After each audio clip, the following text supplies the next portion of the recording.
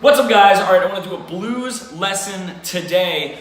This has to do with picking control, because the dynamic field that I really want to touch on is incredibly loud,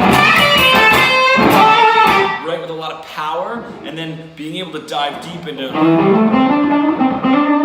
right, and pulling in and out of that quicker than you would notice, because it's not just going to be one entire lick of quiet or one entire lick of something loud. So getting into that, and one more dynamic that I want you guys to listen for is on some of the louder licks when it gets more intense, because it's almost like a conversation. If you listen to someone who's pushing every word out when they're arguing like that, they're cutting things off. So instead of, if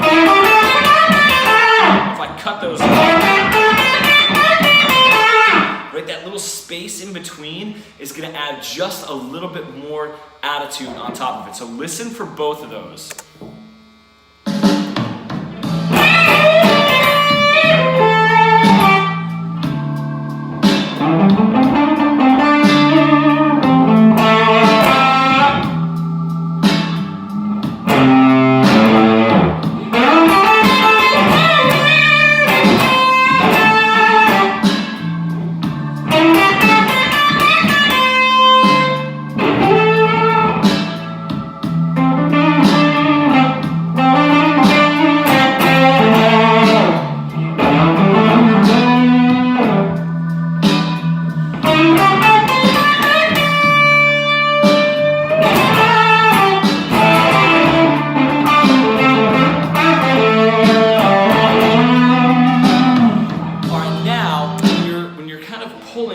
From those two different dynamics, it gives you a whole lot of vocabulary to work from. So that, coupled with note choice, is really going to spark some of these blues solos. So you have a couple things that I want you guys to fool around with, and just to add one more dynamic on top of this lesson is doing something where you're accentuating certain notes.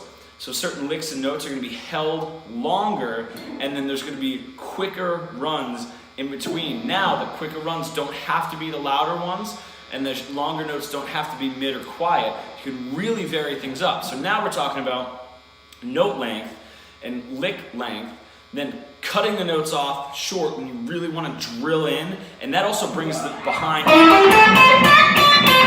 right? Might pull it back a little bit in the timing, give it a little bit more attitude. All right, that coupled with just real light and real heavy dynamic and picking just gives you this full spectrum of guitar soloing.